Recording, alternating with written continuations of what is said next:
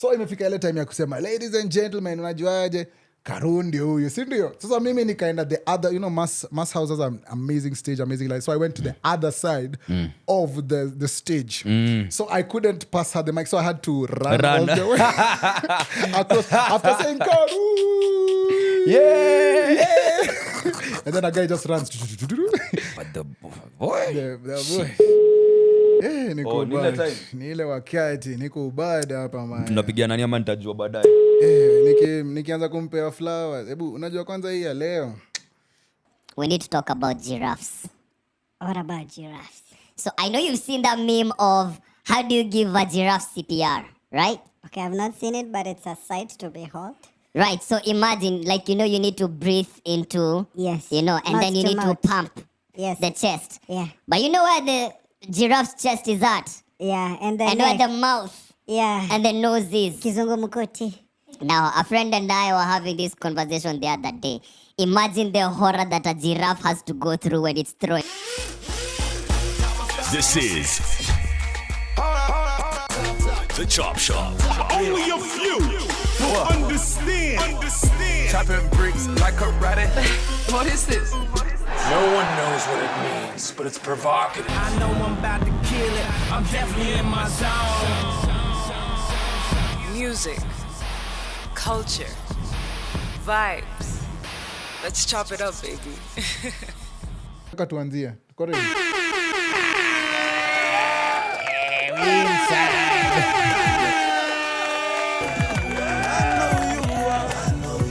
This time round we start with some Candy Sessions.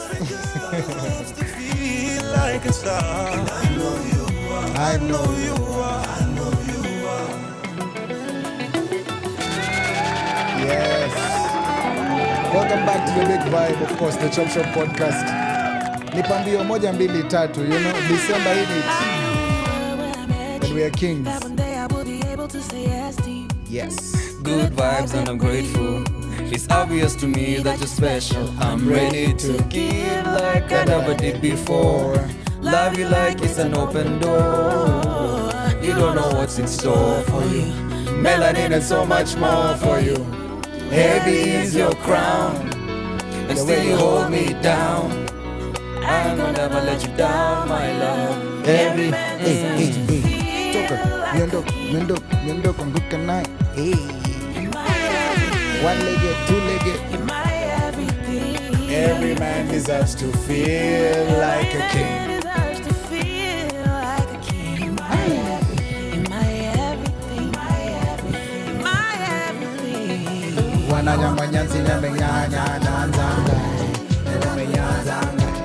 This is where the mix gets tricky now. This is the part you like? This is where the mix gets tricky. And those people who impregnated coffee in 2024, oh my goodness me. But it took me back to when I liked this song. Oi, coffee, rapture EP. Free up, yeah. Violence, yeah, got for me structure. Good empty, bush get deducted. DJ wa mix, apewe kashata huyo. Fiesta. Yende sana manze. Apewe kashata. Yende sana man. Nasim Spices. Big up. Aya, twende, hapo. Coming from the West Indies. Wine. Anywhere we there, we do a flex pan street. Candy Sessions, episode 3. Boy. And I interview about that question. Later yangu yako. Later yako. Mapinjo maleta mnakuanga hivyo.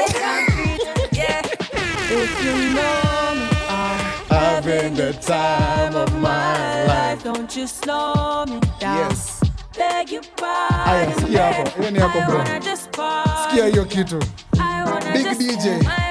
And Young. I wanna just party. 1, 2, 1, 2, let's go. Cause me have the Mac with the extension, and me have the money for your extensions. Cause me like your hair longer than my gun. Ooh, now we have the guns and girls, I feel keep the balance. Hey. Up in my world when I sleep in a man. A good combination, just like Neville and Andy, Banner Boy and J Haas. This is the Chop Shop podcast. Hawezi nyonga hapo, hebu ongeza. Kuna mashabu nilipiga hapo, nilikuwa nafikiri unaenda huko manze. Na nilikuwa nataka kutalk over it tukifika hapo. hapo but ni sawa, acha turudi. Go on. And gave it a 12 gauge. You try to call my phone, but it was engaged. I was with my little mama, she was honey glazed. I've been crushing on her Since back then. Just the other day, I gave her the Mark 10. I don't want just any girl, cause I'm a little choosy. But I swear I'm a sucker for a little boozy. I had a skin fade like a little boozy. And then I went and gave little mama the little Uzi. Cause you got a body shape that I can't forget. The way I make you drip when I'm talking slip. I'm ashamed cause when I came I was busting quick. That's why this time I came with a banana clip. Got me up the mark with the extension. Who ready? And me up the Who ready?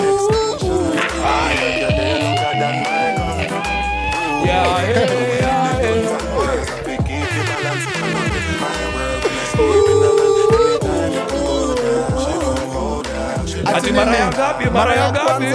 Mara ya mwisho mimi na wewe. Hey. Kuna na kipindi kile twasoma shule ya msingi Kigoma. Hey, najua ulinipenda Ila kutoka penzi kulilinda.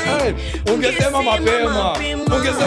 Iliniuma sana. Ati mimi leo niko Nairobi, aliyenipenda nishamua. Ati mimi Je, wataka kumjua jina aitwa Cinderella. Rudi wapi? rudi nyumbani. Na Njerae kuna ngoma inaitwa Nyumbani. Ulitoka bari. Wambie nishaoa, Ulinitesa sana sababu nilikupenda wajua. Kijijini kwa Kigoma iliniuma sana. Mimi leo niko da, aliyenipenda nishamoa. Aitaka kumjua jina Aitwa Cinderella.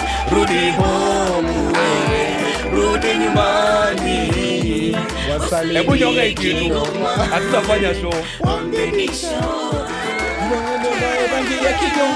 zaidi ya yeye mwenyewe na muumba. Mimi najua wewe huwezi ringa. Baby Kuna mnyonge sana. Na mimi nilikuwa hivyo Niko Kigoma, ai. kwa uchungu banda. oh my goodness me. Alikiba was deep in there. Karibu sana manze, once again. Na usirudie hivyo tena. Usirudie. Pambio si pambio. Usirudie tena. Neville here. Fuck, and young. This is the Chop Shop Pod. Karibu tena to the Vibes Valley. Hapa ni kubadi. You never know. Brought to you by Candy Sessions and Kashata. Hey, Candy Sessions imeweza. If you don't know, manze, Candy Sessions 3 is out on the page. Good company. Make sure you get about it. Hii ndo ile mix, manze, unacheza yadi everywhere. Yani mimi mgeni akiingia, nikifeel ni kama kuna two chores pale nafaa kufanya mtaani na senge mnenge pale. Nikiingia kwa gari nikifeel ni kuna pale nataka kuenda ka mix pale. Ai. Inaenda sana multi-purpose. Manze, yani niko so blessed kukua with a DJ, a friend who is an amazing like si DJ too, but amazing DJ. We, hebu pokea makofi yako hapo. Candy Sessions imeweza. Na upatia miezi 9. I want those children, manze. I want those children made 9 months. Nilisikia upatia Kigoma niko like huyu kijana yenyewe kweli preparation. Bro. Hey. Na bado kuna maridi mliingiza pale manze. Si hata sijamark ni wapi. Huko mbele nimesahii nimewasamea. Sijaingia huko kwingine kwa Romain na kina nani so. How are you? How you doing? Bro, your mix makes everything better. Mimi nakutumianga text katikati ya usiku kwa sababu wewe unatu save bana. This is the one time Neville will text me and not just text me but blow up my phone. Bro, this mix. Oh my god, I have marked. Iko ni time nyingine utangoja manze, utakuna blue ticks. Blue ticks. Ukishika moyo manze, but yeah manze, Candy Sessions inanibamba mbaya sana so big up yourself manze, and this time it was an all pink affair manze, ulikuwa unajinice mbaya sana. Yes it was. Bado tunaendelea kuitweak hapa na pale. Every episode is kind of different. Yeah. But I'm considering chopping down the time. I feel like it's too long. 2 hours. 3 hours. 3 hours is because it's like excuse me, it's like 2 hours and 40 plus something 45 47 minutes. Yeah. Na hapo nakwanga honestly nakwanga nimechop like a quarter of the playlist for me to get to that 2 and 45 so I think I'll chop it down to maybe 1.5 hours. Okay manze, umetunjua hata wataichukulia tutaichukulia vibaya but tutalive. We shall live to see. What can you do about it, man? What can you do about it? Ukipata huko nje tutakunyonga mbaya. But mnaweza niambia kama mnapenda hiyo long format kunyonga wapi? tunakurap tu. Haina noma. Unaweza niona kando to discuss hiyo kunyonga. But no, they can let me know if they're messing with the long format or I can just just cut it short. For me 1:30 ama 2 hours hiyo ni ka sweet spot hapo because as I said tunajua selection vile ni wide, tunalewa pia vile una try kutupeleka on a journey, so pia tukiharakisha sana hiyo journey inakuwa noma, inakuwa shida ni juu nimetravel kutoka Kitui hadi Nairobi mara mingi back and forth na kunga 3 hours, so wangana estimate around hautaki uanze kuchange at ile mix nyingine bana inaenda tu mfululizo but I'm grateful. I like it. How are you though? Mimi niko no fun with this my guy. My guy, isn't it small blessings man? Yani pole pole. You've been outside every single day of the week. You've been popping out there manze, my gigs nazo ndio hizo. You talk to me man. Manze Interpol wana try to stop the bag manze. Anyway, manze hiyo ni joke. But manze inakuwa gaiva, as I say, life inakuwa tu na seasons. Kuna ile seasons ambayo uko chini beyond belief, like paka hata unajiangalia uko like ni mimi sina 50 bob. Uko ni bro, those moments are real. Those moments are real. Unajiangalia hivi unasema ile siku lili waste ile tao aki ya Mungu ningajua aki. So kuna moments kama hizo, alafu kuna zile moments ambazo of course Mungu highly favored kind of thing ambayo you're just like wow damn, kumbe wewe unangoja Krisi wengine wako nayo, unajua ama unangoja kujigift but na venye tu vitu zina happen, so lots of good things, but hizo ni that's not the point manze, but the point is nilikupea kashata hapo manze last week umeongelea magig manze last week manze, nilikuwa privileged enough and honored enough manze kuhost manze amazing talent manze, nilihost MC pale kwenye Blinky bila kiwa Mass House manze, iliweza mbaya sana kashata anaita kashata a live Blinky bila experience. Mimi Waswahili na chakula za Waswahili, count me in, sign me up yesterday. Imagine manze una vibe mangoma pale, unasikia attention ya Blinky Bill pale kidogo tukashata tunapitishwa hivi kila pahali manze. It's a vibe. Just pure kashata. Imagine just like the way I've handed it to you, like that. Cloud 9. Hiyo tu ni kale kazi akana ka ubaya kwa, so yes ndio maana umekata kukula wewe na kucheki nilishapiga yangu ni wewe Sunday umeditate. So there's many different aspects, and when you listen to Blinky Bill manze unaweza tell yani umse yako yani sound yake ni very different, especially when it comes to experimenting with different sounds. Like Blinky Bill akona ngoma mpya, hebu sikia ukimunch kashata hapo kidogo inaitwa buy me some time man. Nataka tu sikia tu hiyo good things, new single Blinky Bill album, and if you know you know.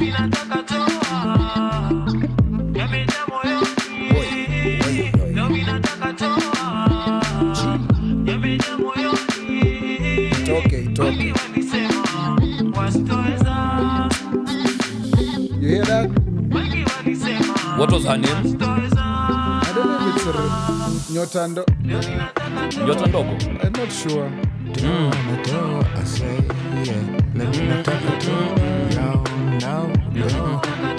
The kid Blinky. And the original song is Star Up. That nataka toa, you know. So as you can tell, Blinky's sound is one of those unmatched eclectic. Yani zile ambazo ukisikia hivi you can tell, hey, ukijana alikuwa kwa studio ana dig into his bag, you know. So utacheza sampuli ya Nyota Ndogo. Kwanza hiyo haiko basi. Apple Music. Utakoza kunichezea Maximum Melodies, alafu usinicheze Nyota Ndogo. Hakuna hiyo ni nani sampuli. Ngoja si ini nyingine. Sikia sauti. Necessary noise. That's necessary noise. It's part of the song. Featured on the song. I think they sampled it too. But that's the original.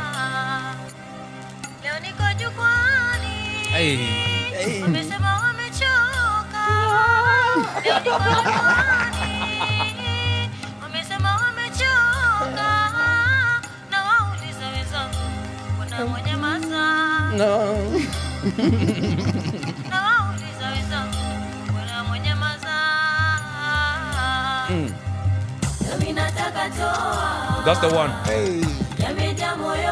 That's the one. Kadoba clean.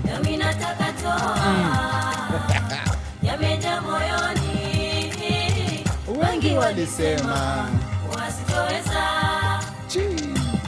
hizi ndo mango moluko na imbogiwa primo. They are sports day, they are ya sijui prize giving, they are zile siku wazazi wanakuja kwenye chuo mnajitwika pale mdogo manze. Nyota ndogo kwenye playlist. No manze, but pia tulipiga traditional manze, nakumbuka mabega zilifanya kazi pale. Aweni mlue. Prize giving day manze, napiga training mbaya.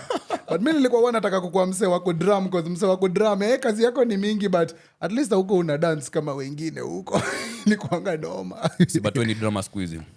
Nikapiga mbaya. Unaeleweka manze. One or another. Talking about dramas pia, when I was at the Blinky Bill Kashata experience, he had some Burundi dramas. I saw that. Man, they were they weren't even on stage, they went into the crowd. Like Blinky Alizamainika live experience, like it was the whole shebang. So kudos manze to man like Blink, even allowing me to be a part of that, because he hadn't done the show in a while. So also to get that call, sometimes you ask for these gigs, but sometimes they ask for you. Exactly. So it's also a blessing when you get that call from the man and it's like, yo, katambe sana, Yeah. So that was a good one. I don't want us to call Blinky right now. He's doing his thing. Also, Watendawili manze, like You've been busy. God. God did. But manze, God did the thing, manze. Yeah. So Watendawili also, manze, they had a live show at K1.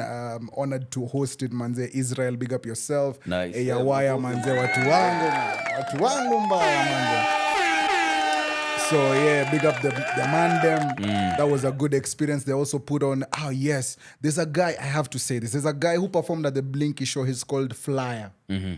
He's really dope. He's like a new artist. He performed for the first time at the Blinky show. That was his first show ever, which was so amazing. Even for me to get to for me to introduce him, you never know. It made me think of Nyashinsky's first show, BN's first show, and those people who introduced them, and them being nervous that ni show yangu ya kwanza, but you never know the future. Yeah. So it's called Flyer, and he was really dope, man. Nice. He's got the sound. Yes, that's on an honorable mention. Also at the Watendawili show, he also gave guys the stage, Shad Muziki, our guy for, I didn't know I was gonna meet him that day, so it was so dope. He's such a humble guy.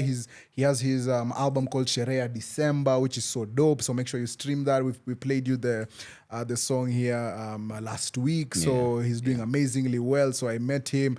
I also met there's guys called the Babas. They are a trio. There's a Kenyan trio.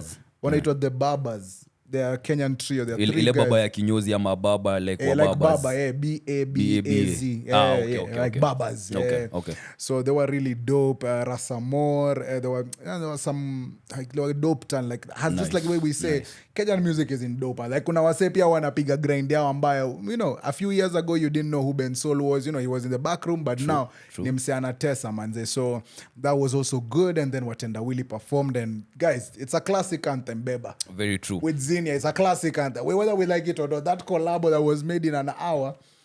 So tunaweza sema beba imebeba hiyo album mama. Kiasi yake. Nice, I love it. So it's also so good to see each song on an album you like being performed, And for me, I don't take it for granted. Just like the way I would be honored to watch a Kendrick or a Drake. It's the same way I take it with like Watendawili when they perform. Because to me, I wonder wase pia wana rap Spotify rap yangu. I wonder wase wako at the top pale.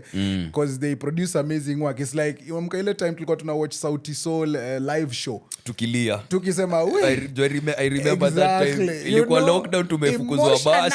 Emotional damage, The bubbly didn't pop, champagne didn't go off, the sodas went home. But Sauti Sol was doing the thing, Manze, yeah, so that was a moment. So such moments, and when you hear this catalog, when they are performed for you, it's just like, oh my God. Amazing this is stuff. life. Yeah, exactly. So, nimependa hivyo. So lots of live music for me, yes. Alafu, Sunday manze tukaona just give it the lights. Manze yo mkionea kwa mtandao utajua vimeundwa manze vimeundwa. But yeah, so napenda vile umeinterject na Kendrick na the boy Drake, but sijui kama ulipata this news or word out that the Super Bowl team is really considering having Wayne perform as opposed to Kendrick. They've reached out to Wayne's company crew and camp wakawambia you guys might actually be considered for, but New Orleans, hometown, Wayne, So do you think if this actually happens and Kendrick doesn't get the chance to, and it's like taking candy from a baby. No way. Even after he's dropped a classic album, manze. Nah. So do you think the boy is gonna be up if... No. I feel as if hii moment tuachie tu Kendrick. Hii yenyewe ameshasekiwa Jay-Z. Akinyimwa Super Bowl. Hawezi. Hii na feel as if it'll be so much of an embarrassment for them to do that. So for me na feel debate and the time window ya kufanya hiyo na feel nika imeshaisha. Sasa hii itakuwa more upro by pulling him than it is to Ninio. Plus I feel as if and when he's gonna start with the song Upro, itaenda hivyo manze. What the fuck no bana, because I think it's a possibility, because atujui zile games zenye zinaendelea behind the scenes manze, like this is maybe way beyond. Maybe a pop up, but I don't think cancelling him, because also what does it say about them? What does it say about Kendrick if you just cancel it and sweep it? Exactly. What does it say about even the guys but also when this news was coming out, part of the news was that Kendrick had also considered bringing out Drake and Lil Wayne. Not gonna happen. He said it on the album, no pissing up. Exactly. So now then later on, it was decided by the camp that it was going to be centered and focused on K-Dot and his bangers. Yeah. And also, Drake anaanza tour yake around the same time. Drake is gonna get that World Cup thing. And he's performing World Cup. Because we know World Cup is in North America, like it's being shared between Canada, America, and Mexico.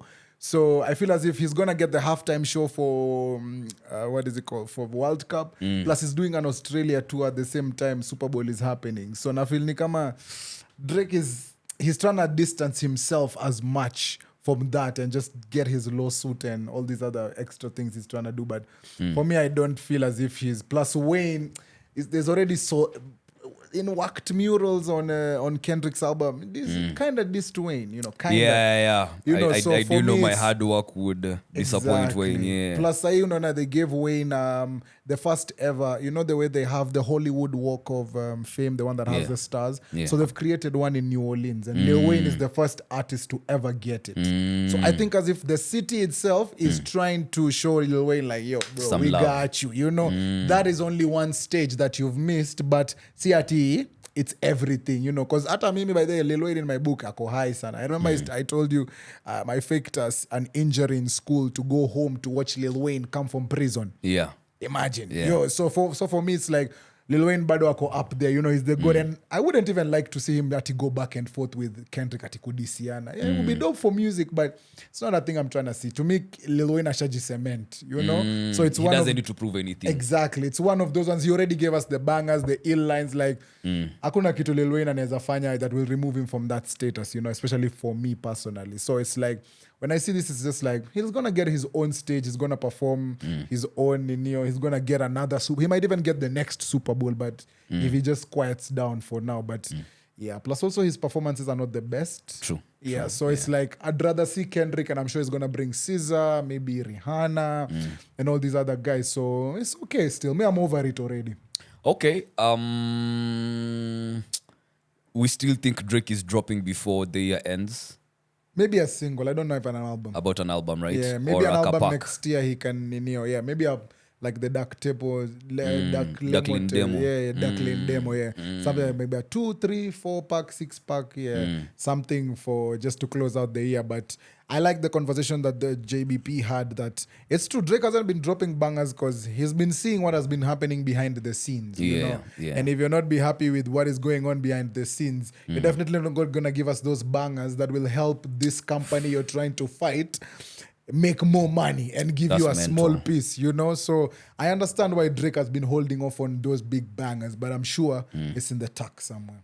So is there a chance that Drake might, if they don't give him what he wants, do you think there's a chance he might decide to go independent? Yeah. I'm sure he's been independent before, so I'm sure he'll just not take those deals and he's gonna do well. Drake is like Spotify rap top artist in the whole world.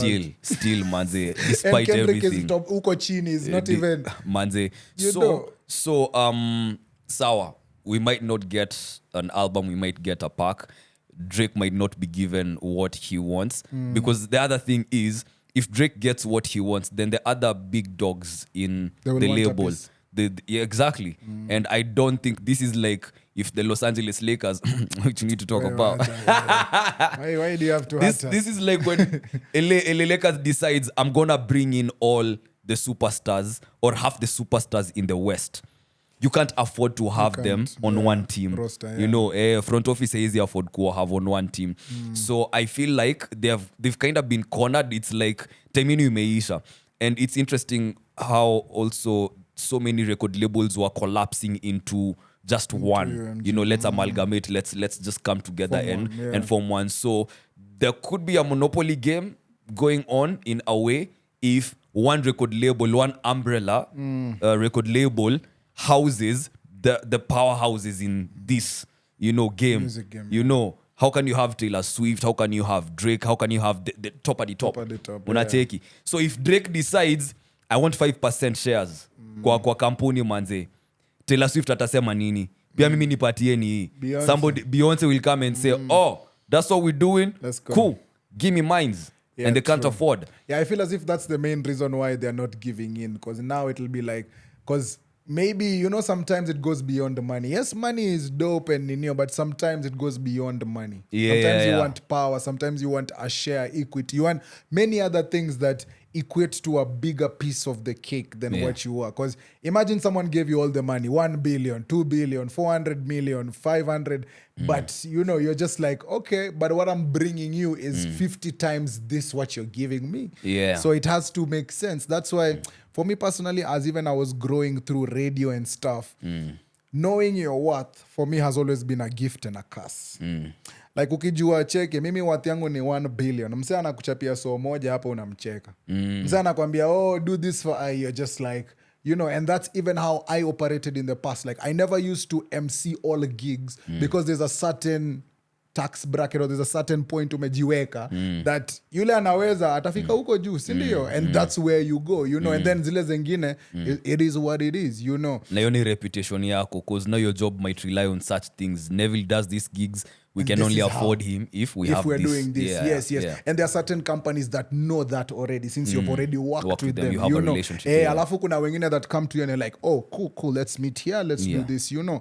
So hiyo kitu ya kuno your what, so I feel as if Drake pia, and I'm sure even you've gone through this, and many creators, and unaona ile wati yako ambayo unajua, alafu ile watu msiana try kukuweka ama kukupea, and then you're just like, bro, I'd rather not do this at all if you can't get to where I am. You know, it's like I recently put on nilieka caption flani online ilikuwa inasema sometimes unadai kuitisha do flani for a service but una tense kiasi, you're like, hey, maybe hii ni mingi sana, so sometimes you want to lower it, but sometimes you're just like, fuck it, let's ball. Hii ndio amount yangu, fika kama unafika. And sometimes it's such a good feeling when huyo kampuni anakuambia, oh, this is it, okay, cool, send us the invoice, sawa basi, haina noma. Ama ujidevalue alafu uambiwe kwanza, hiyo ukiekanga kwanza devalue na unaambiwa wangu yes, very fast. Bro, ilinitich when the client reaches out, wakianza kukuuliza how much you charge, wewe ulize budget yao inakaaje. Because I have sent you my rate card. Mi nishajipima, mi niko na rate card yangu, unaona. But kuna wale wenye tuongee sahi manze, let's talk here right now. Usianze kunitumia, juu bado ukinitumia bado tutabonga. You know, so I learned in early in advance manze, teki. Ikifika situation na client, hear what the client has to say. Because these times I would have underquoted even by half what the client was willing to pay. And later on, I am so grateful. I thank myself for not saying nothing and for keeping my big mouth shut, because had I quoted something ingekuwa way below average.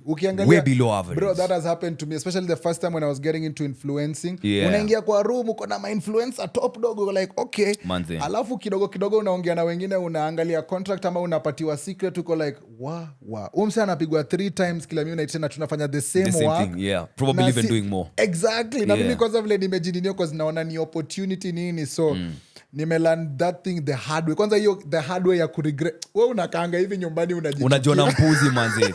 Like nakumbuka time nyingine nilifilivyo like as a DJ kuna point me I really didn't know about a rider, not even just as a DJ, but you'll come to learn that when it comes to artistry, like artists performing, anything that has to do with maybe setup, sound, nini. Kama unakuja job, there can be a rider for you, a technical rider. Mse kama Nev, atasema, I want this kind of microphone, I want maybe speakers zenu zinakaaje, blah, blah, blah. Mse kama mimi technical rider, nitakuwa like, DJ equipment ni gani mnatumia, because I would prefer this. But there's also a personal rider, you know, these are the things that make you... Hey, I want 40 RM, man. Yeah, I need like 10 dancers over there, like a red carpet, you know. So, before I was aware of these things, nimeenda gig manze. Ilikuwa mimi, Jimani na Riggs, right? So I was doing more of the hyping and the MCing, which I don't do. Me, I'm not an MC. I don't host. I don't do those things. I don't consider them my forte. Yoni maneno yako. But for this one, nilijambia, alafu ilikuwa ile time ya COVID. So things were thick. I needed something to stay afloat. So I still did it. Na nilikuwa recommended already. Mimi nilikuwa naambiwa, we kuja, utafanya, blah, blah, blah, blah, blah. After the gig, tuko huko backroom manze. Jimani na Riggs wanapewa, you're not going to mention the name. But big booties. Not expensive. Kidri, you see Kidri. Jimani, I think hata alikuwa na teddy bear. I was like, yo! Teddy bear backstage. Crisps, popcorn. So you can imagine how odd it looks when Riggs na Jimani in fact imekuja na box. Wewe uko hapo una maji yako umejishikilia. Maji nimetoka nayo mtaani. Do you know I looked at the guy who booked me and I was like, bro, nichapie nini mbaya? Guess what he told me? Bro, kuniambia unataka ride. I was like, bombo cloud. Malik sitasema ni wewe. Yo bro, the same thing happened to me. 64 manze. I'll never forget. I don't want to mention the company because we work in close proximity with them, but walinipeleka MC gig out of town. Mimi najua unajua ni akina nani. Nilikuwa na wewe. But ni zile gig nilikuwa napiga out of town, zile za kunini. Natambua. So wamenipeleka Nakuru, hapa tu down. Mimi nimepelekwa huko na ile, like for me, but anyway, ukisema ina sound mbaya, but for me, mimi ni ule mse wa gang. Gang ina travel aje, tunachukuliwa shuttle bus, tunaenda, stop junction, tubaika nini, tukwe na a good party trip paka, you unajua with the road crew, trip, tunaenda mboka but tujibambe. Exactly. So mimi napikia options, ndio, because I don't know if there's other options. Right. So anaambiwa, arrive at junction at this time, tutachukuliwa, mimi naenda, unajua, normal things, you know, you go jani, uko na wasemu napiga ninio, mmebai kidri yenu, mnajinice kwenye njia, mnafika kwa Airbnbs, mnaekwa poa, yani everything crisp. Alafu baadaye una have conversation na yule mse amekubook, kwa sababu umeona talent mwingine. So tulikuwa na talent mwingine alikuja, who was a guest judge. So huyo talent ni big dog kwenye industry. Umbwa mkubwa, umbwa moto. Kume huyo mse nikaambiwa, mbona huyo mse amearrive late? Akasema rider yake hakuwa anadai kulala, alikuwa anadai sijui SUV mchukue kutoka ninio na bodyguard, sijui nini. Nakuru? Bro, tuko tu up and down. Sijui aletwe na gari aina gani, sijui one more room for the bounce, not the bouncer, the security guy. Kuna some type of drinks anataka specific tukienda out, nini, food. Like kila kitu yake imepangwa in a specific way. Mimi nikatan kwa mzee nikamuuliza form ni gani. Akaniambia tu exactly ile unasema. Ungesema unataka ride. Niko like. Yani ningekuwa kwa SUV mpaka Nakuru. Yani it's cause you know sometimes you're not that person to ask. But then you realize hata recently kwa event nimeenda huko manze napewa mamaji, ma Red Bull, ma Kidri, like mashisha, ma food. Mpaka hata niko like okay so life can be good manze. Life can be nice, muna treat nice. Unapata ule denge mwenye anakupenda for real. Man, she's doing these things wholeheartedly.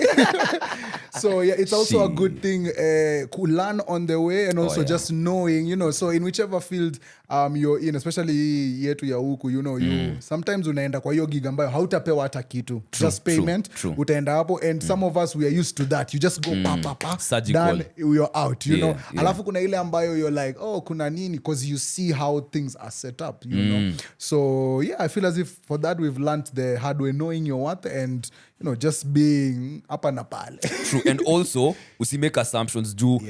I'm glad after nimesha learn hivyo now me thinking that this is something that happens everywhere. Kuna sport nilianza kucheza, this is what, maybe 2-3 years ago, hata sikumbuki vizuri.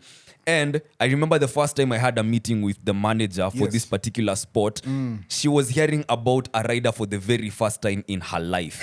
And she thought, who is this bougie ass DJ asking for a rider, asking for food and drinks. And I'm calling him to do a job. And I was like, I mean, si kila mtu wanga nafanya, but it's a professional courtesy. It's called a professional courtesy. Kuna hao by the ambao hawajui because it's their first time on the job or they have not been in the industry. I get that a lot. But also si vibaya pia kuambia so that they be knowledgeable, you know, and don't take advantage of them. Yani waambie tu venye iko kwa sababu one life. Manze, alafu amjui mtapata cause unajua kunanga kitu mbaya kama if you're not completely forthcoming with someone in a situation where the information that you had would have been very beneficial to this person. Because tables turn. Jusape utajipata, fuck manze, I have to talk to nani to get them. Na nakumbuka vile nilimfanya na anajua. And they know. And I think we talked about this off mic, like I'm so glad that me and you behind the scenes, especially when it comes to the radio aspect, like we open those doors for everyone. Like to gatekeep, we don't charge for interviews. We don't do all that backstory that guys do to secure that spot. But if you want to appreciate, the number is not kidding. I'm kidding.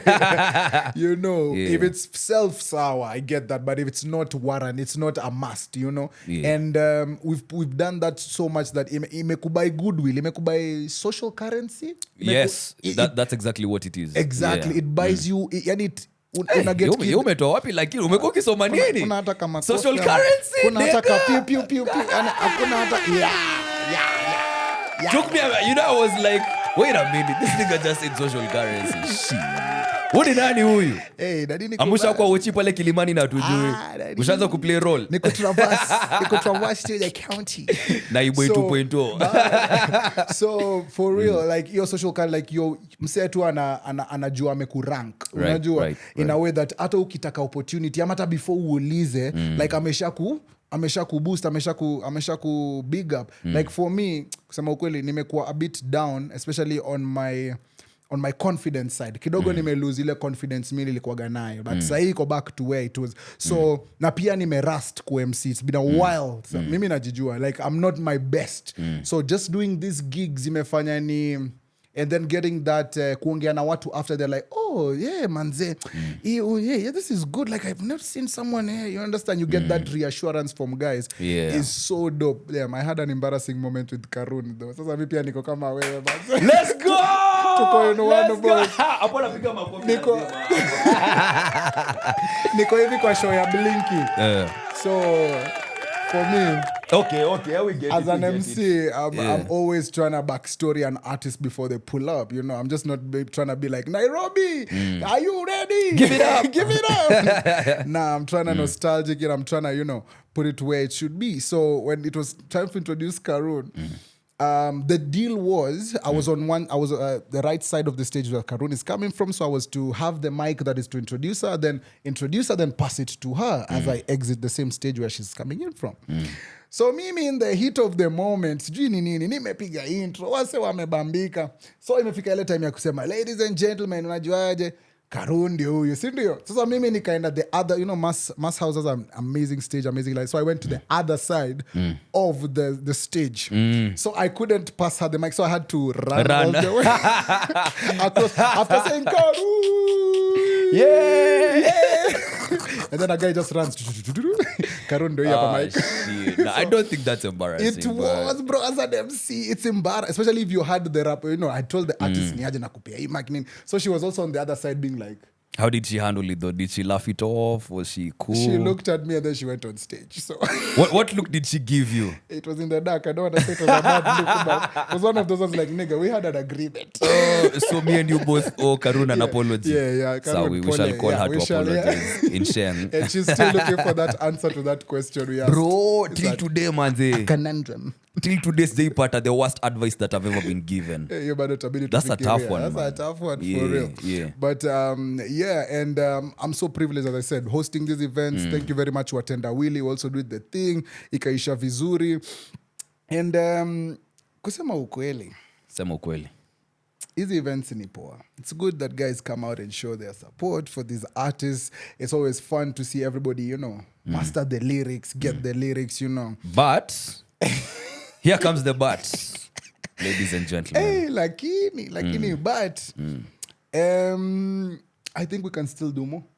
Okay. That's the thing. That's I'm the but. listening. Like, as I was there on stage looking at all these guys perform and guys sing there, I was just like, yeah, we can still do more and more. Like, the way we love some of the other artists that we haven't seen or that, we love them a bit too more. And kuna hao ambao wako tu hapa ambao wametumaliza mbaya. Right.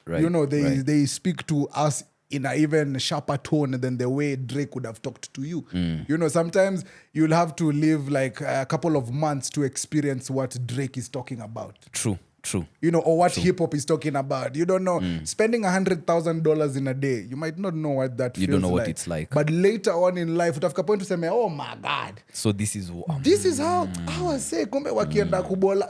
Oh, wow. Or you go through an experience, or you eat a certain dish that you had your favorite artist talking about. You're like, wow. Right. I understand why. ABCD. You understand. But when you listen to Njerae, Mutoria, Sauti Sol, Ben Sol, you kind of relate to it faster and quicker. To the core. Yeah. To the core. So for me, when I was there, I was like, this one I should relate to them more. Nafanya mshikilie closer.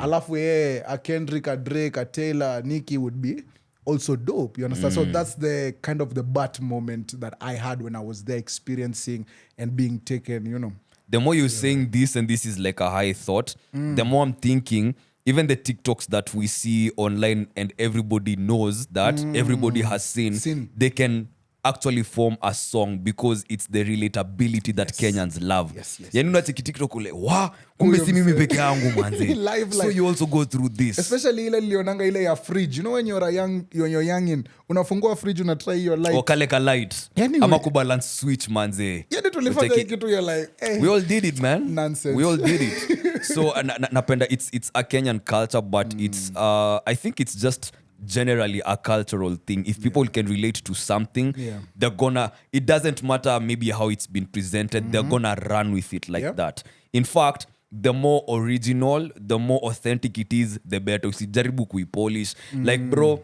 I'm not finna lie. One of my favorite people on the internet is Steve Simple Boy. True. The African Dragon. We need to organize that interview. That would be a blast for you, man. Hey, we African Dragon. Steve Simple Boy. Simba na chui wa mwezi. The African Dragon. Tuko na kalisi wetu hapa na hatujui manze. No ba. But it's so, and to be honest, guys take that looks like a joke, but Steve-O, that guy is doing the thing. No, and you will know the people who are noticing these things noticing these things. Because utachiki angalia quality ya video zake, bro. Also utachiki look at the bookings. Look at who is sponsoring na wale wase, he's advertising. Yes, look at where he's at. Ndio utajua, god damn, authenticity actually does. It's the one thing that will set you apart from everyone else. Yo, no, like kama kuna kitu apart from you knowing your worth, hiyo kwa authentic. Sasa ingine unafikirianga manze kila mimi nitadu itaka ushamba. Ama itaka ufala. Ama wase watanicheka. Ama do it still. Yule mse atanifikiri. Alafu unapa bro. Cook, go. Kuna kitu maze. Anyway, you tabip. But kuna beshte yetu fulani.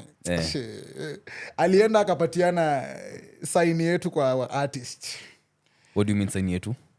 Okay, anyway, hii ubip, hii part. Ude mwetu alienda akapatiana hii woza yetu tu. Woza gani hiyo?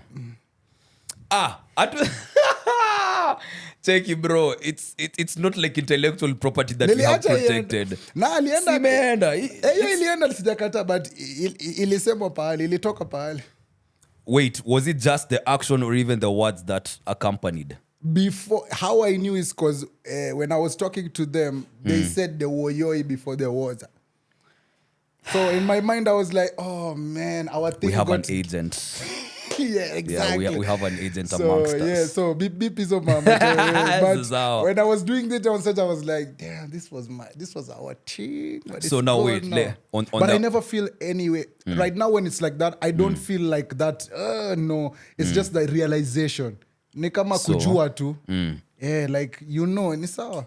So on the conversation, are you giving someone a leeway to do something like maybe don't do it, but under special or certain circumstances, I'ma let you, for example, damn, I don't know if I'd maybe lying on someone for you to get laid, but your friend, like your homie, like would you lie on me to get laid by Shodi? It depends on the circumstance. Not the bad one where it taints the image, especially if it's our friend.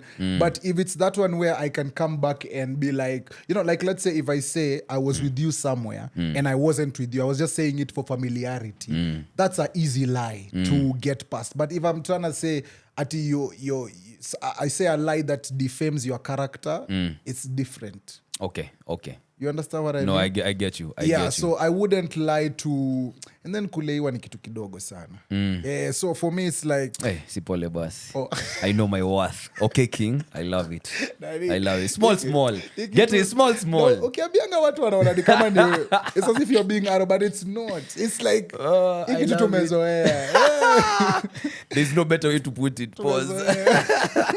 So, damn. yeah, so vitu zengine hatukimbilii sana tuna relax too. So yeah, also as we're still talking about this, manze, thank you very much to you, the most important person.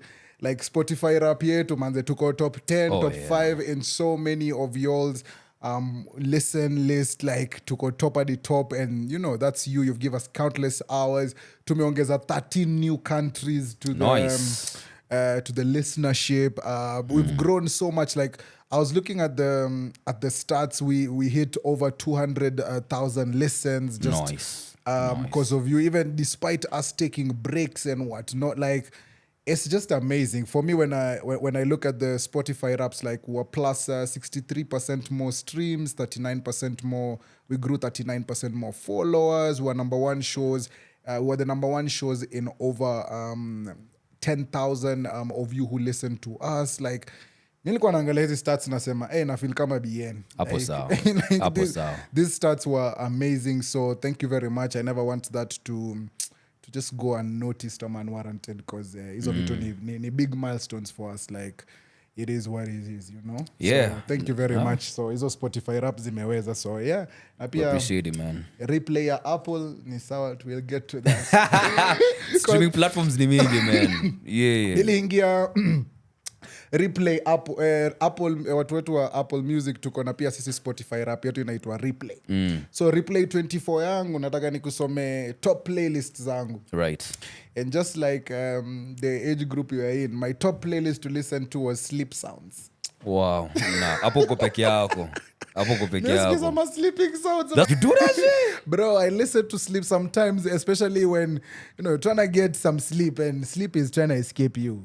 Some sleep sounds was inaweza, apart from unajua kama kuna nyesha, sasa zingine pia unaweza hata tu kudoza out of nowhere sababu ya kuzoea sleep sounds, unajua ufanyanga ile kitu the actual sleep sound. But yeah, so hiyo ni yangu. I don't know if you use sleep sounds ama dash hiyo uliwacha brown noise. No, I'm kidding. That's a deep joke, but it's fine. I know you. It's not fair, but no, bro. Me, I sleep. Once I'm out. Total silence, total darkness. I envy people like you who can just sleep just like that, man. Wengine wetu lazima tuanze count backwards from 100, 1 sheep, 2 sheep. Unagawa shamba unahesabu inakuwa sometimes it works, manze. Unafikiria wale watu wote manze umetesa kidogo manze, so maneno ni mingi. But you need peace, bro. You need peace to sleep. You need peace of mind to sleep. Kama una amani, when you're left by yourself to your own thoughts. Hapo ndio msema kweli.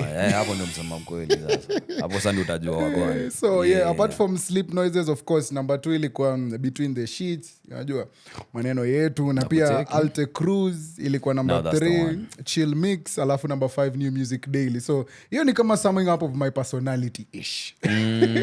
Kuna time ya kulala, kuna time ya jua between the sheets, alafu Alte Cruise, unajua tap into your roots kidogo, alafu chill new music, of course lazima uupdate wase wagwizi, yangu hata sikuwa nimeangalia, but najua ya Apple itanipigia 2 bedroom playlist because mi ushinda huko. And on Spotify it's mostly podcasts. There's particular podcasts I go to on Spotify. What about artists? What are some of your top artists that you listen to? Do you remember some of them? Or? So unless ndo naangalia replay yangu. So acha niangalie as you're looking at yours. So my replay, as Andy is checking out, my top artists were BN, Thames, Ben Soul, Wizkid, and Ghana. This is on Apple? Yes, Apple Replay 24. BN? Bien, Thames, Ben Soul, Wizkid, and Ghana. Those are my top artists. I listened to them throughout the year. So, yeah. And anafaa kukulipa.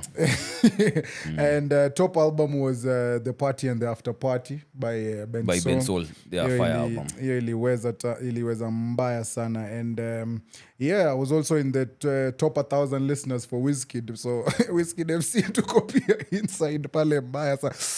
It's fine. Anyway, what are some? Has it? Nah, it'll take some time. It'll take some time. It'll take time. I don't know. It's asking me to load. You're buying me time. Shit. Ben Soul, The Party and the After Party. Inaitwa Send It. Featuring Yawaya na Masaka. Kenyan music. Alhamdulillah. Hello. Oh yeah. Morning mood. Hey. Warming food.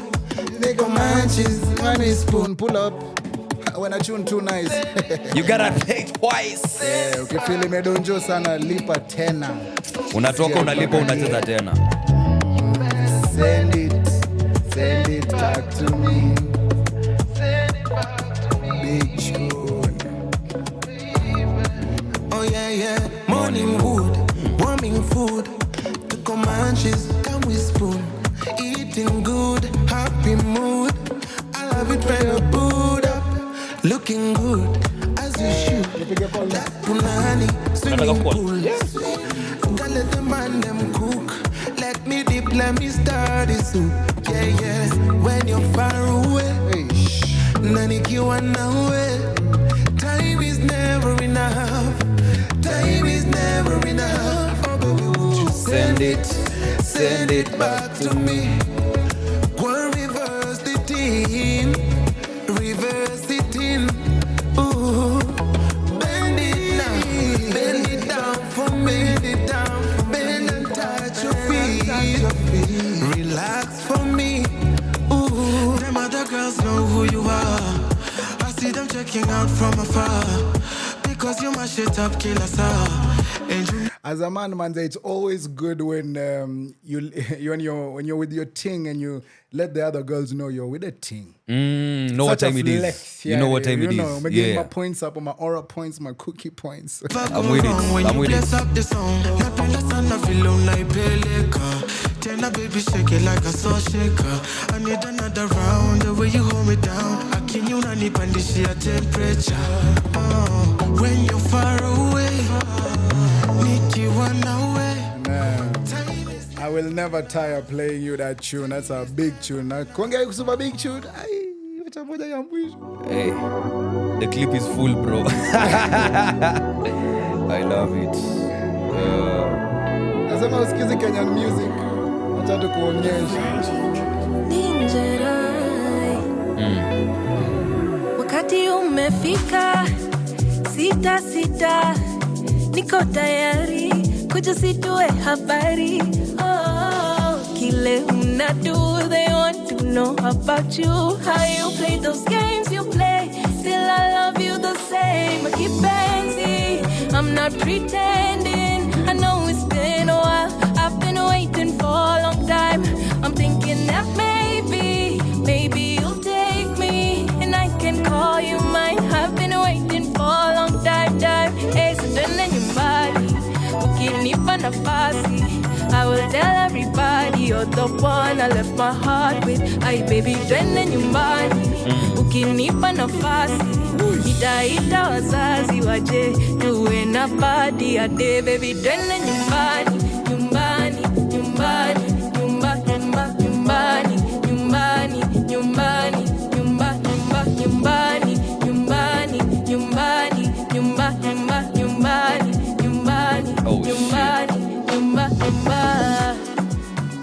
Hey, that is Njerae. That's a new song in Nyumbani. Sounding so good. Aya, Andy, niambie the results are in. Yeah. Oh my God, I can't even believe this, man. Let us know who are some of your top artists when it comes to... Who's that number one? This is a replay. As we said, Apple has... a Drake fan, but Kendrick Lamar is the #1 streamed artist by Andy, followed by SZA, then Summer Walker, then Donell Jones and Keith. And last year, Keith Staten is gospel. I don't even remember the last time I listened to that project. But interestingly, I have a lot of Kendrick Lamar favorites in a lot of my playlists, and SZA as well, and Summer Walker. Na last year Donell Jones ndio alikuwa #1 kwa list yangu. Sasa ameshuka hadi #4. Walai. Yeah, so Kendrick, SZA, Summer Walker, Donell Jones, and Keith Staten. #1 song, interestingly though, and this has never changed year in, year out, This Love by Donell Jones. And Kendrick Lamar, it's Poetic Justice featuring who? Nigga featuring who? The boy Drake. You know. You combined them there. Manze, then #3 I have She's a 10 Bat by Artan and Spencer Elmer. I love that banger. #4 Hit by Chris Brown. We played it last week on the pod, Manze.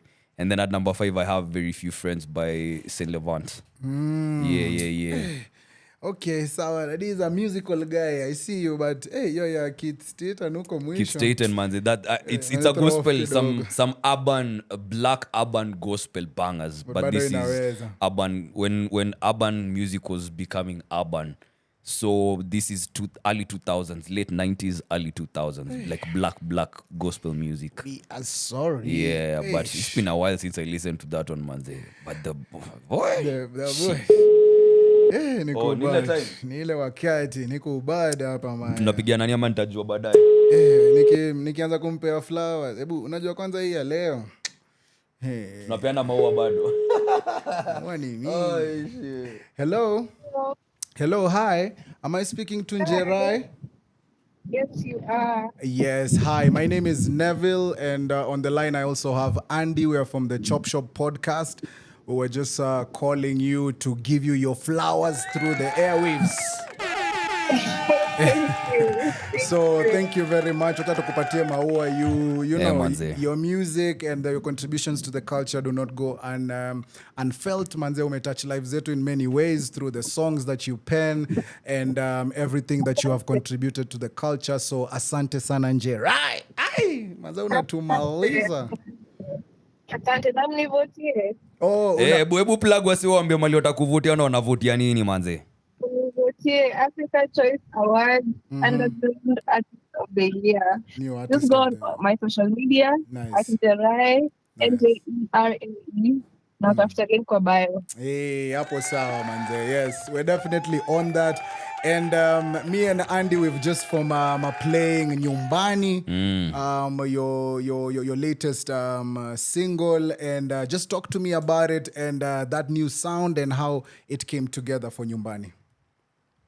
Nyumbani is like December, and we're like, going home. Yeah, so it's just like, why not write a song about also there's people going home with their girlfriend, their boyfriend. Na sisi wengine ambao hatuna wapoa. Bado mtenda tu nyumbani. Napenda vile amesema mu.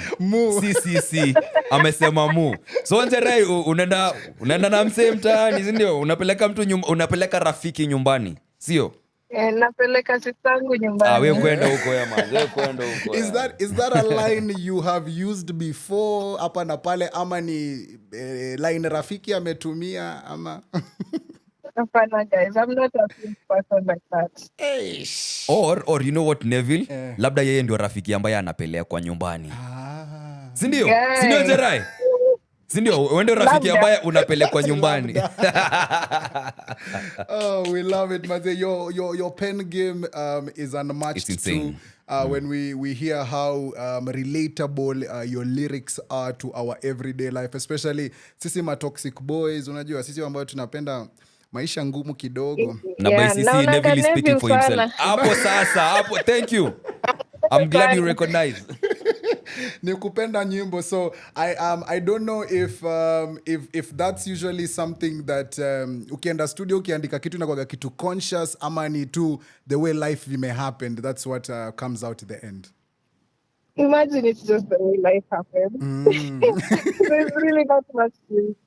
Sometimes I plan about other things and then, someone pisses me off. and the mood changes. Yeah. Very true. Alafu before tukuachilia manze, I know December people are booked and busy, so watu watakupata wapi this festive season? Yeah, unaweza nipata on 22nd of December nitakuwa Blackets and Wine. Yes sir. On the 30th of December nitakuwa Raha Fest. Alafu 31st of December niko Beneath the Baobab. Kujeni mni watch.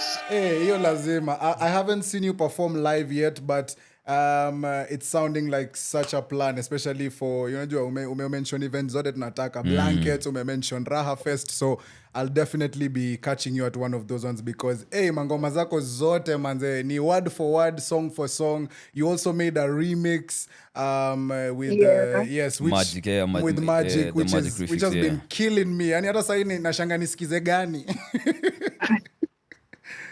Good things come twice. Very true.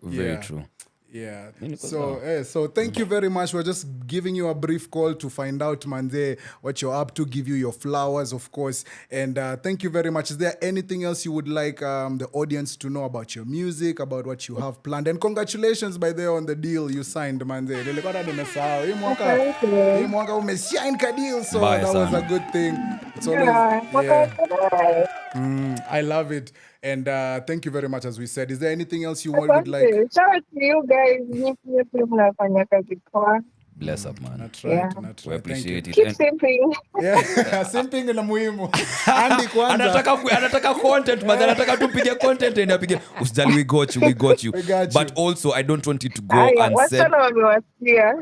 Kabisa. Yeah, but also I don't want it to go unsaid or unnoticed. Yes. But I know a lot of people maybe hawaja interact na Njerae at a personal level. But she is for real. She is the real deal. Yeah. Like she's, unaona vile maybe wasiona kuanga like, oh wow, this artist, wow, maybe on a pedestal, na. I love how amejieka level ambaye it's not just the lyrics that we are relating with, but I can actually have a conversation with her because you are an actual person, So acha nikupatie flowers zako pia to that extent because it's not something you find often with artists. Unaponga na kababble kao, manze. So, get appreciated, manze. Asante. Karibu. Kama ulienda studio usisahau majina zetu, unaweza tuweka pale, hatuwezi ogopa. Nimesikia vile amenipaka mafuta. Mbaya sana. Kwa chupa manzi, ushaipaka chupa mafuta?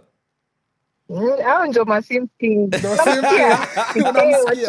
Mse wako na malines, maandishi hayo si mageni jijini. Sasa iseme itoke. Itoke. Acha nitoe tu manzi. Thank you very much, Njerae. Hopefully we can call you a bit later. We try and set up something in the flesh so that we can have you here in studio. We have such a good time. It's how you said it in the flesh. That's like biblical in the flesh, man. Nakucheki sana. Njerae, thank you so much, man. Thank you very much. Kwaheri. Bye. Asante. You too. That's Njerae, man. Manze, yani kitu tiamu, manze. Kitu yani extraordinary. Vile inafaa, manze. I love it. Picasso. I think you're the one person who loves the magic graphics the most. Mimi nawe kwa relationship sioni. Hata nikutumia 2K urgently yaki sioni. Suddenly, oops. Selective. Njerae yaki sioni. Oh my goodness me. Let's go. Naona vile wanicheki. Siwezi mind lakini unasleki. Nacheki vile umemedi. Hisia nazopata ukishika dredi. Atifanya nini? Hatuniambii. Kama nilishakupea unipigie. Na uitumii mbona? Ngapi nitasema usikii.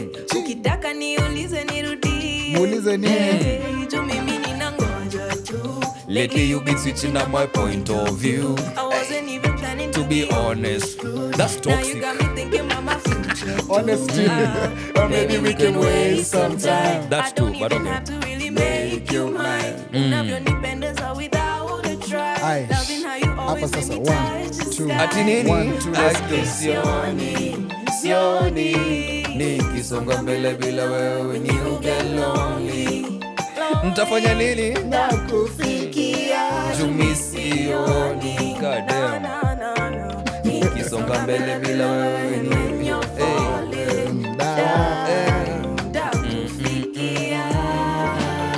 Oh my goodness. Dan. Magic, she works to wonders on this. It's crazy. I can't even unhear this song anymore. Like the original liko best, but this bounce and everything is just it's all the way up there. But yeah, thank you very much. That is Njerae. Make sure you catch up with her. She said wherever she'll be outside with her, support, and we can support even more. Yes, and that song is from the album Unconditional, which is available on all DSPs. I think dropped last year or something. Yeah, so make sure you give it. It has mad gems, mad gems. And OTD is not even there. OTD is one of our favorite bangers by Njerae. Inaitwa On The Daily, Thinking About You On The Daily. She has gems, bro. She has crazy gems. So make sure you check her out. Make sure you check her out, man. Yeah. Such a goodness and badness. Yeah, man. But yeah, sijui to relax and take notes. It's time to relax and take some goddamn notes. Let's get some goddamn notes. Let's get it. Relax and take notes while I take the smoke. Don't give me that shit about it's a drug. It ain't no motherfucking drug. It's just a plant. It just grows like that. And if you should happen to set it on fire, there are some effects. There we go, nigga. There we go. We back, nigga. We back. Back in business. I don't know what you talking about, man. Let's go. Time to relax and take some damn notes. Man. And I got a lot on my mind, nigga. Can we just talk about that thing we were talking about before? As a guy, hautakagi manze ukiingia vita. Especially sisi wase wa spect and ninio. Challenged people. After ninio ama bahati mbaya umepigwa ati unaanza kuambiwa we share your spect here. Kuna aibu nyingine haifai ili yote. Yote tena prefer kuka blind manze.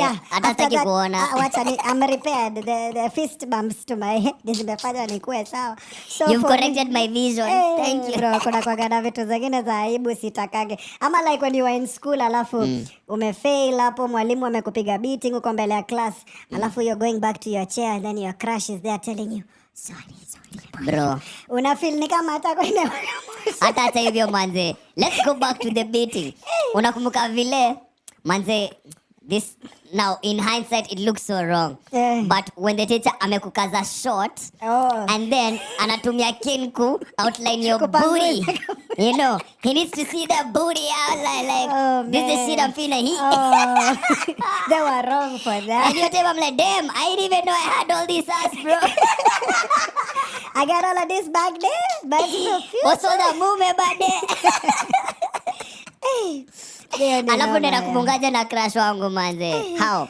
It's so emasculating, man. You're one of the horrors in life. So please, the next time unaona mtu wako challenge na eyesight akipigana specs ikiruka huko, just forget about it. Achana tu na kwa sababu kuna venye ama umepigana vest ama shati imetaruka. Mzee anaanza kukupatia pieces of the shirt. Ya nini?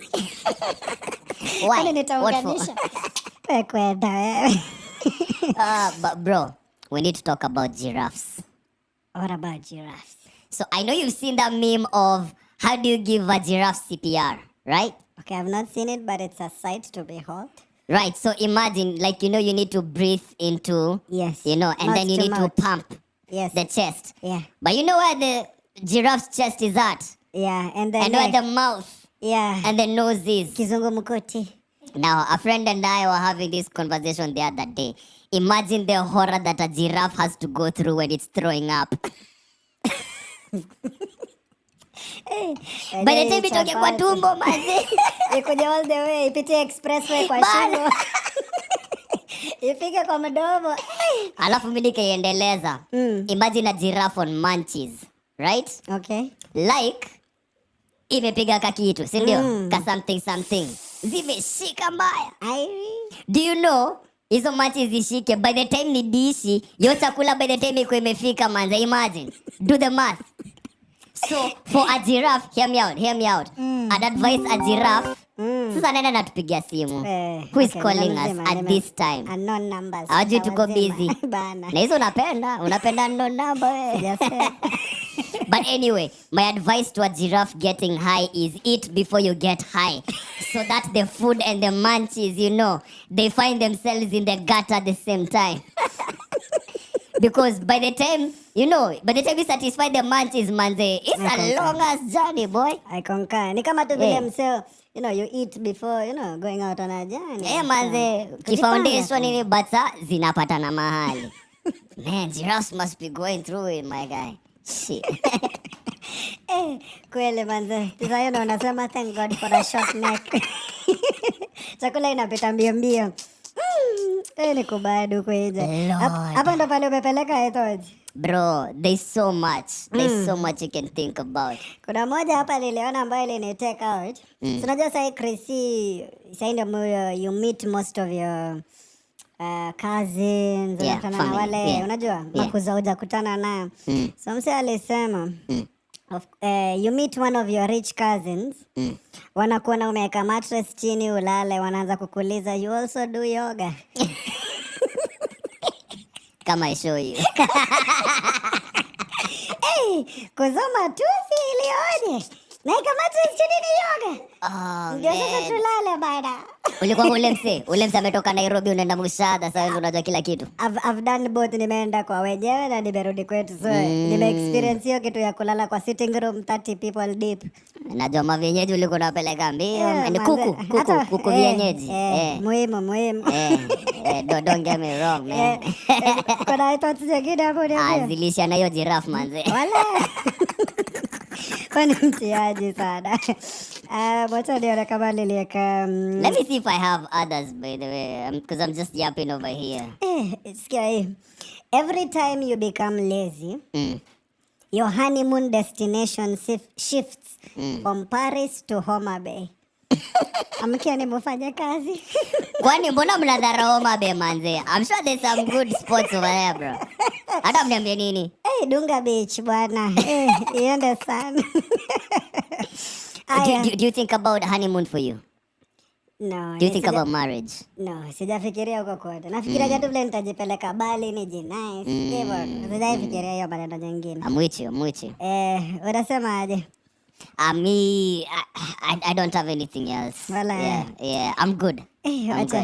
Wacha tuachie hapo kwa sasa waze, kwa sababu nikubali.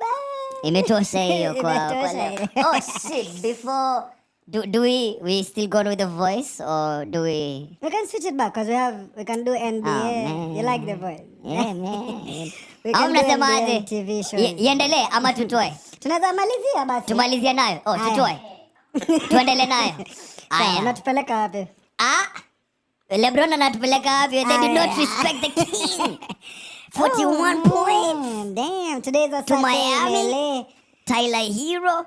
Man, he got the best of us. I'm the face of the city. Man, it's one time, man. Giancarlo knew what he was doing, talking about. Bro.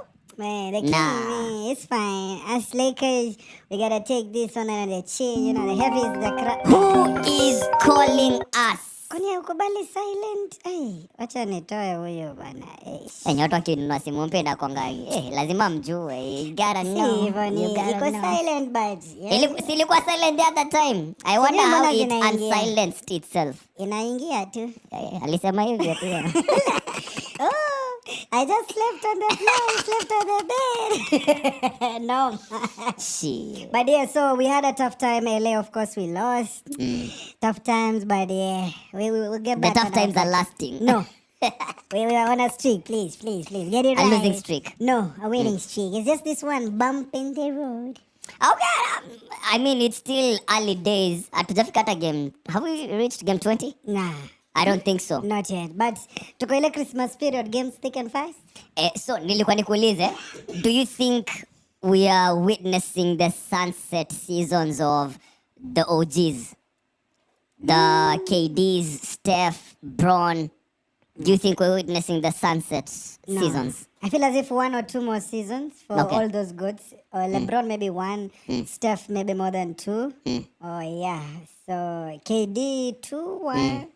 Yeah, but Harden 2, 1. Yeah, Kevin Love. Most of them are 1, 2 more seasons, just to see how things go. But especially the top of the top, akina Buka, akina Nani. 1 or 2 more seasons, and then we see, especially LeBron, Steph, maybe not Tyler, my guy from Miami, Butler. Jimmy. So yeah, maybe 1 or 2 more seasons, KD too, and then we'll see where they go. Either a change of teams after that or just hanging it up. And I was thinking when you were telling me about the trade rumors for LaMelo Ball to Lakers, I was thinking maybe instead of LaMelo, you guys would make the best use out of Trae Young. Because Trae Young is someone who is a threat. He can give you buckets and he can also distribute the ball. Okay. LaMelo is, he's a one-man show. Yeah, he can distribute, he can shoot in volumes, but selfish. he's more a one-man show, But I can see that. Trae Young can hoop with Braun, he can hoop with AD, he can hoop with the whole crew. So mnaweza peana someone like Gabe Vincent. I have nothing against Gabe Vincent, but someone like him, Rui Hachimura. Boy. Yeah, I know. When it comes push comes to shoves, value.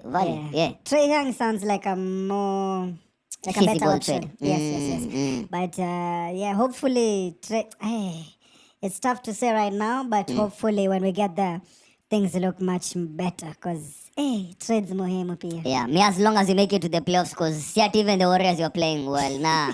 Kila siku niko hapo like get Steph Curry some damn help this man. So pia si tuko hapo, well hatuko nyuma yenu, tuko juu yenu kiasi, but we are at the same point we were at last season at this very time. Do you miss Clay? No.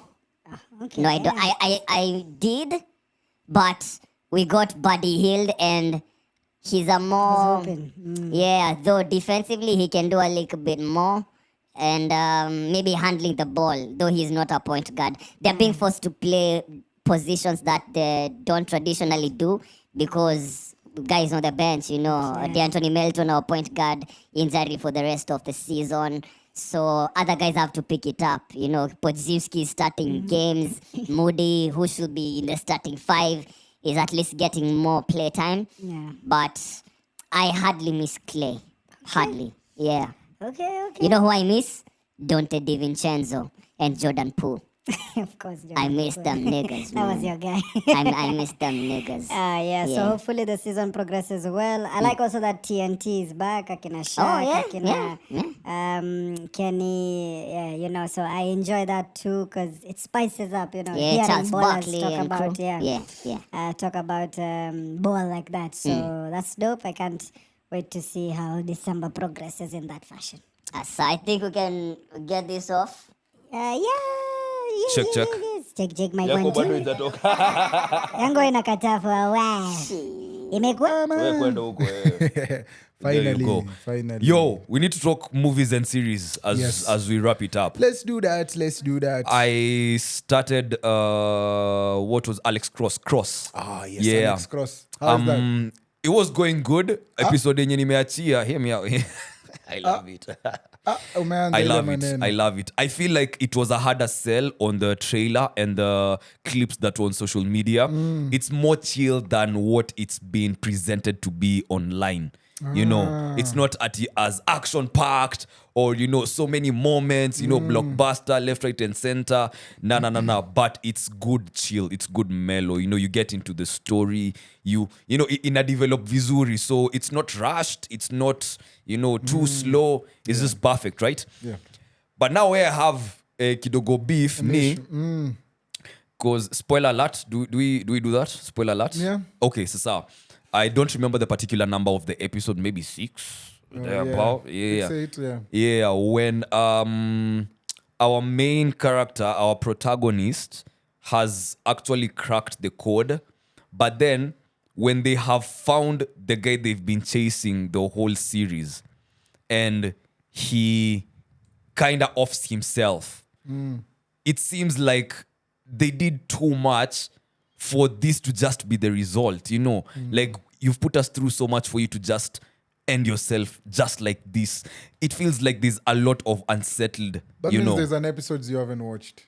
I know these episodes I haven't watched. I could see them. Yeah, then I could see them. They were right there. Finish. No, this is the thing. This is why I won't finish right now. Because, spoiler alert again, the guy didn't kill him. He didn't die. Bro, die. Yes, that's why the reason I'm telling you to finish it is because there's more to that. There's a reason why he played. There's usually that, and I see it every time, where the villain pretends to be dead and to be caught just so that they can try and make a clean getaway. And I'm for it. If presented properly. For example, Core Power, it was presented very well. So I'm not going to say Alex Cross has been presented to that degree because I don't want to compare them. But all I can tell you is there is more to where they've gotten you. I also got there and I was like, come on, why is this always the outcome? Mimi nimechoka manze, honestly. Just bro, umekula ngombe mzima nikashindwa na mkia, maana what is this now? So for me, I was also at the same point, but then when I gave it a bit more chance, they explain why he's done that. Spoiler alert. I don't want to spoil for you, but whenever you can, just get to the 2 episodes. And I'm sure you'll be like, okay, fine. It might not, and don't compare it to the others that you've watched. Because if you compare it, it's unfair. So watch it and then be like, oh, okay, fine. I see where they were going, or ataninge. So I wouldn't, yes, it's a good judgment you've made, but for you to be 100% on it, just watch the remaining 2 or 1 episode that is remaining. I think about 2. Yeah, that's where also how they sum up and tie the loose ends. That's what I can say, you know? I know they're going to give me those answers, but nilifikile point where I was so glad I can take a breather because I was binge watching. You know, Joe, when you feel like tumefika climax and you have actually given yourself to the series, like this is it. It's coming to an end. I've bought it. And then now at the very end, it's supposedly not the end. That maybe we were anticipating. So I felt kinda energy yangu imeishia hapa. I don't have, nimeidrop kila kitu hapa. So let me pick up the energy and then ikifika place yenye na feel, okay, I've built it up enough. I can finish the series. One of those days where your other exciting things are not there and you're just like, I need something to ninio. That would be something. Those 2 episodes, they might tie in or they might intrigue you once again. So it's not something to totally, throw to the side. So Alex Cross imeweza. I recently stumbled upon inaitwa The Madness. The Madness iko Netflix. Okay. It's kind of an intriguing thing, because I always see those things of being framed for a murder and stuff, and it's a good high thoughts thing because kuna many ways in which things can go left, and there are many ways in which you can actually save yourself so much harm. So for me, it's an intriguing thing. I don't want to spoil a lot because guys can still watch it, but it's a good one where somebody is being framed for a murder, but it's one of those ones where everybody is out to get you, but you don't really know who it is until you do your due diligence and you're like, oh, wait a minute, this and this and this. So it's also a limited series. It's a short one. It's a good one to pass the time, especially if you're looking for something drama. Okay. So that's on Netflix. That was nice. Also, fulani sasa tunawatchingi vitu juu ya wasupa. Kuna msupa fulani alifanya ni watch ile helicopter heist. Kuna moja kwa Netflix inaitwa helicopter. Wasa wana try kuiba. Hizi movies za huko anyway. It was an easy consumption ama? Ni one of those ones unaweka as inacheza in the background. Are you still watching? So kuna moja helicopter unakuja tu kurealize wanaiba tayari. So it's not something. It's one of those ones where it's just intriguing, but it's not a must watch. So And From imeisha manze. From manze, if you watched From, we talked about it a few. From is it's a horror series, but it's ineko karibu kuisha. So that's also nice. There's almost season finale, so that's coming along well. What else? Tell me what else? Day of the Jackal bado I haven't picked it up from episode 6 to where it's at right now. Next week, please have watched it to talk about it. Yeah, man, I have that to catch up on. But kuna zingine nimeongeza kwa list yangu. The agency looks like I've watched an episode. It's dope. It's what they watch. It's building up. I like that's what she said. Yeah. When I see a series has the episode 1, which is like a movie, it has like 1 hour, like Penguin, the pilot episode. I know they're really trying to tell the details. So it's one of those ones pia uwezi watch kama akili iko pale nyingine ama unate like concentration because details ina matter. So I've watched an episode. It's kind of banging. So hiyo na 6 hizo nimeziongeza kwa watch list yangu. Moja inaitwa 6. This is what it looks like. Oh yes, the one for the army. Yeah, I've been seeing it. Yeah. So hizo nimeziweka kwa watch list. So when I'm done with all these things and the other things that I'm watching right now, I'll need to check them out. Dope. Yeah. For me, apart from that madness, I guess nimekuwa tu my gamers. There's a new game that I got. It's called Black Myth Wukong. So I've been seeing the clips on TikTok. Yeah, it's a whole lot. It's been awarded the best game of the year. So it's a PS5, PS4 guys who know. It's such a difficult game because you are this monkey character that is fighting against so many things, trying to reclaim your position as a Buddha and blah, blah, blah. Yeah. So it's such but it's the hardest game I've ever played. It's so hard, like defeating all the many different bosses, getting leveled up. Such a hard but intriguing game at the same time. You understand ilinipatia FOMO mbaya manze. Ilinipatia FOMO mbaya. That one will make me want to get back into gaming for real. I'm trying to get Andy into gaming. Kama uko nje manze, convince huyu jamaa rudi. Kwanza hooping.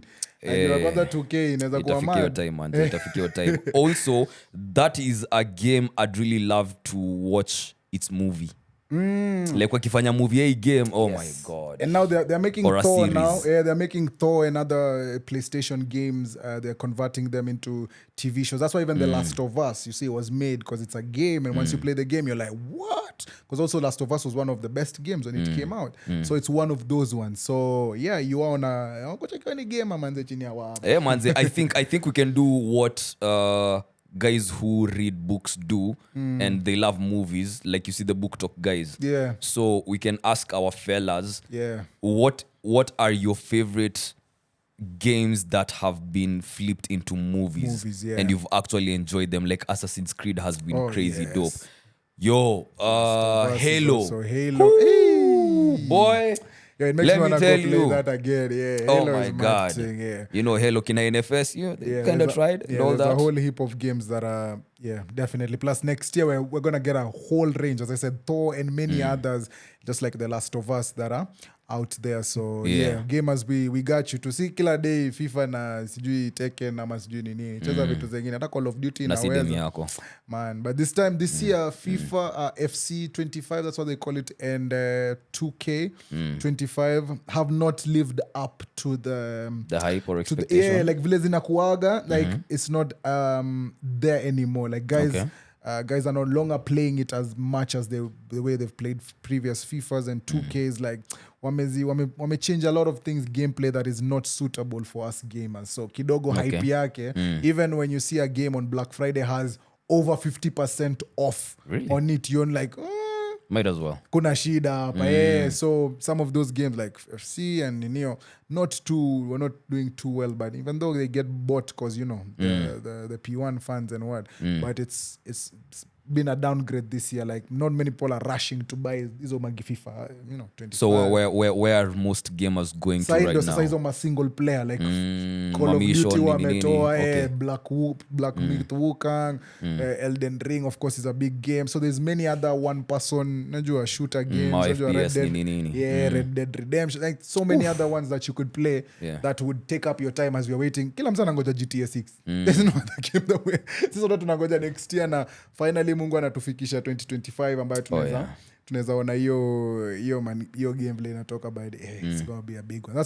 That is going to be a world event. That is going to be a world event. Also basi I can't wait for, is there a Gladiator game? I can't wait for Gladiator to release a game. Sikia nasema hivi ni kama naenda kununua game na hata sina game sasa. PS yangu ni PS yako. I would also love to play I think with PlayStation 3 when kina Mortal Kombat and all that started giving us like a mission, not just fighting 2P ama 1P, you fight an opponent and then you rise up the ranks, like a mission. It really changed my perspective on these things. So you can easily watch a movie and go like, I'd love to play this game. Juu inaweza. So I said that to say tunaenda kuona Gladiator very soon. It's about that time. Manze. But also once again as we are wrapping up, thank you very much. You're the most important person here. Without you, Spotify rap yetu ingekuwa imeshika kama vile imeshika. So pokea makofi. Yes sir. Yeah, we could big up everyone, but hey, list ni ndefu manze. Listeners ni wengi, thanks to Atulaka DM, mtu anataka usaidizi ama nini. Tumenika kitu manze, tupanie umbea, tunapenda umbea. We don't gossip bro. We don't gossip. Too many, but DM size iko clean tu ni ni marap tu zimejaa huko. Pia nataka watu rap pia manze, unajua si mbaya. Noma man. So naweza celebrate differently pia. Yeah. Hizo but ni sawa, tukipata KDM tunaweza rusha pale tuchangie moja mbili, but don't be afraid. Yeah. So like, share and subscribe the good company. Make sure you also still link with the Candy Sessions. Hiyo tutawai wacha, hiyo iko very big. Yeah, also we're resuming Candy Sessions next year, January, and some changes are gonna happen. So keep your eyes out. Enjoy the ones that are out there right now the way they are, because moving forward is gonna be slightly, un poco different. Yeah. Sawa manze. Mimi niko good. Yes, I'm also good manze. Thank you very much. My name is Neville. And the Youngs. Adios muchachos. Adios amigos. Tumeenda man.